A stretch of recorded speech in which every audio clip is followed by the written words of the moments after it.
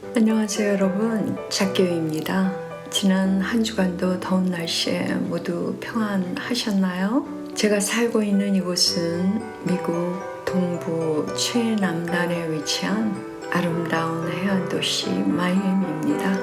1년 내내 섭씨 30도 안팎의 기온을 유지해서 더위와 습기가 힘들 때도 있지만 그만큼 또 눈부신 햇살과 푸른 바다를 언제나 볼 수 있어서 참 매력적인 곳이기도 합니다. 또 이곳은 다양한 문화가 함께 어우러져 있어서 거리마다 흘러나오는 음악과 활기찬 사람들의 모습, 그리고 중남미와 카리브의 색채가 어우러져서 매일이 또 새로운 경험으로 채워지기도 합니다. 이렇게 날씨는 덥지만 감사할 이유들을 발견해가면서 하루하루를 지내다 보면 마음도 밝아지고 기쁨도 더해지는 것 같습니다. 오늘은 특별히 함께 하시는 분들께 이곳의 풍경을 잠시 선물하고 싶었습니다. 더운 날씨 속에서 잠시 마이애미의 시원한 바다와 바람을 한번 떠올려 보시고 상상으로나마 여러분 마음의 작은 쉼과 시원함이 전해지기를 바라는 마음입니다. 본론입니다. 이제 우리는 로마서의 대주제가 담긴 1장 16절과 17절에 이르렀습니다.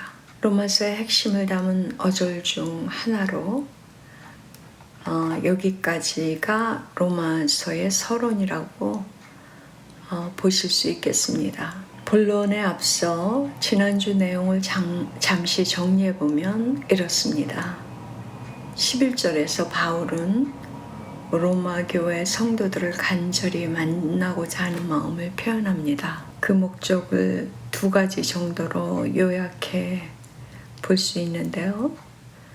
첫째는 신령한 은사를 나누어 주어 그들을 견고하게 하기 위함이라고 말하고, 또 하나는 서로의 믿음을 나누어 위로를 얻기 위함이다 라고 말하고 있습니다. 이 고백 속에서 바울은 그들을 가르치는 선생의 위치에서만 말하고 있지 않음을 알 수 있습니다.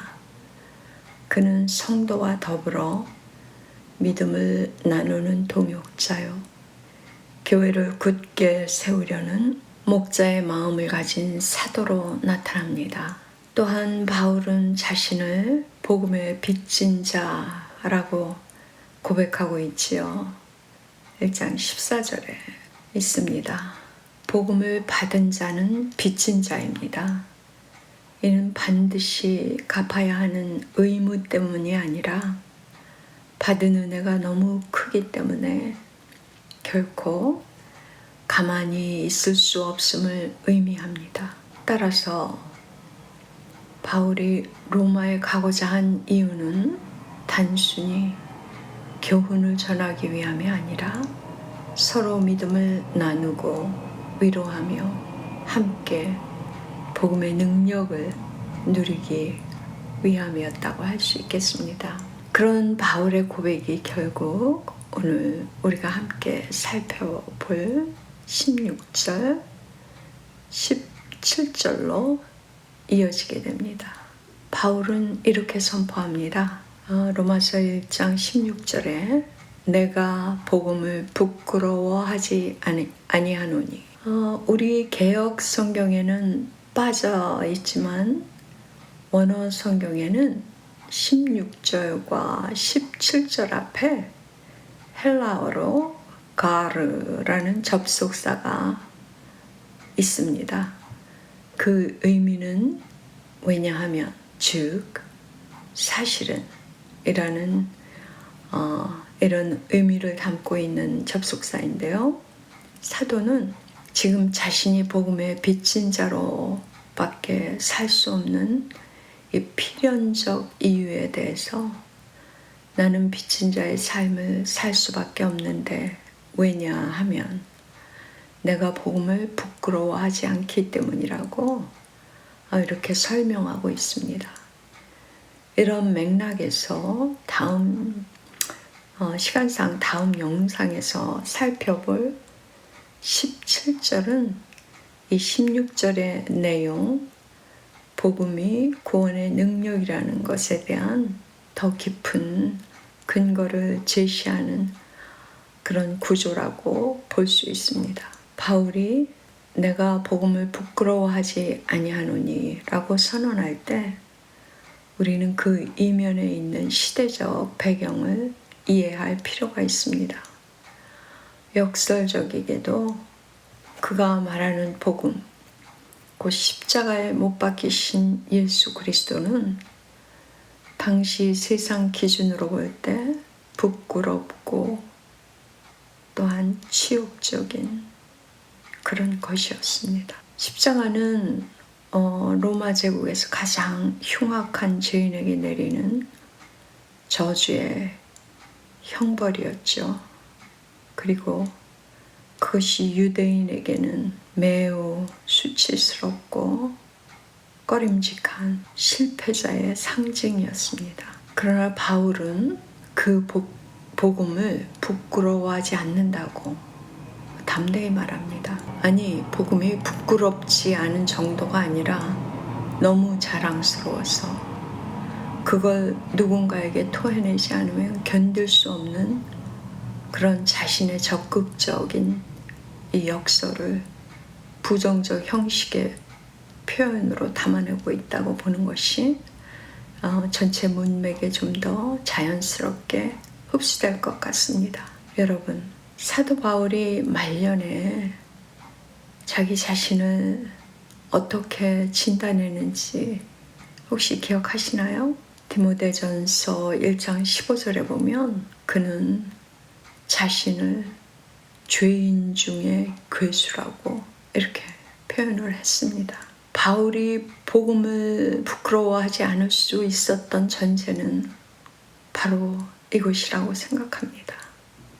그리스도 안에서 내가 누구인가에 대한 철저하고 올바른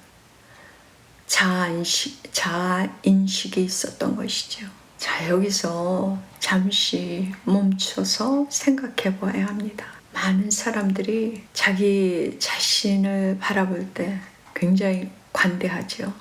스스로를 나는 심판받아 마땅할 죄인이라고 생각하는 사람은 없습니다. 나름 나 정도 되면 괜찮은 사람이라고 평가하지요.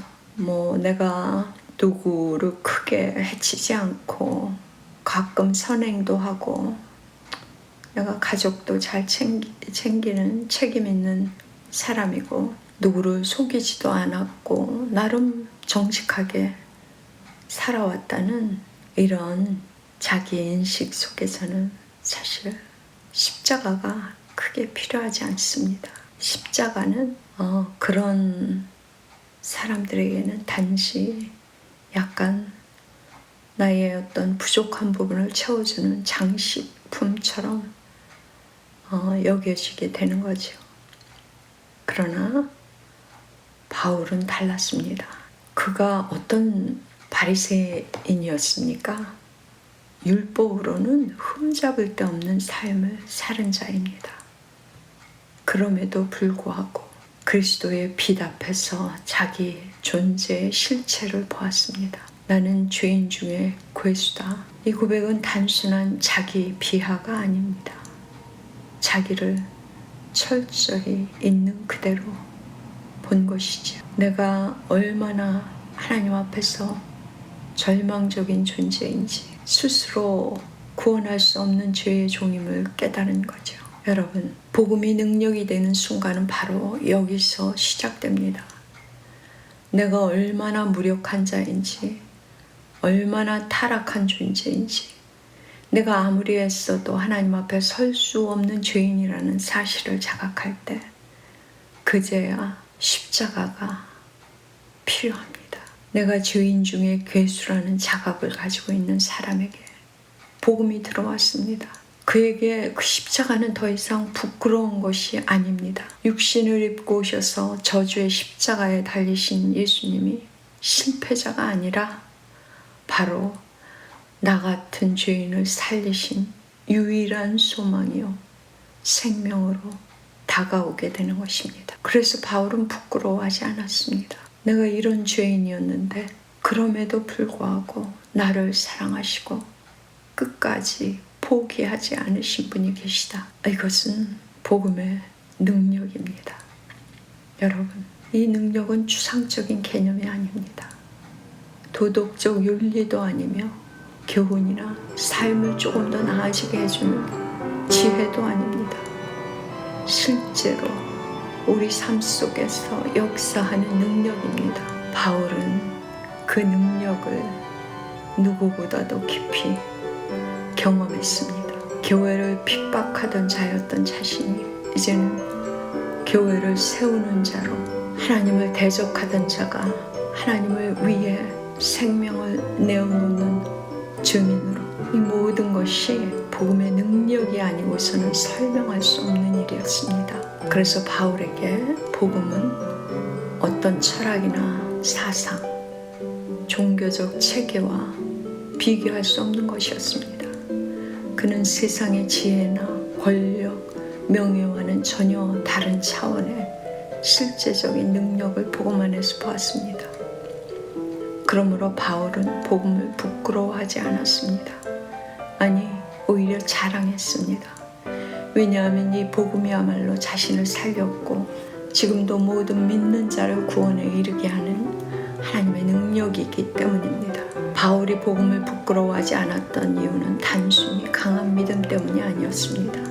그는 철저히 자신을 죄인 중에 괴수로 인식했고 그 절망 속에서 복음의 능력을 실제로 경험한 사람이었습니다.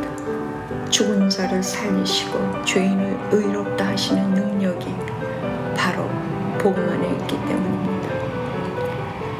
이 복음은 오늘 우리에게도 동일합니다. 우리가 누구인지, 얼마나 연약하고 죄된 존재인지 올바르게 인식할 때 그리스도의 십자가는 더 이상 부끄러운 것이 아니라 나를 살리는 생명, 나를 붙들어주는 능력, 그리고 세상에 자랑하지 않을 수 없는 은혜로 다가옵니다. 오늘도 여기까지 함께 해주신 여러분 감사합니다. 다음 주에 다시 뵐 때까지 신실하신 하나님 우리 아버지의 사랑 안에서 평안하시기를 바랍니다. 샬롬.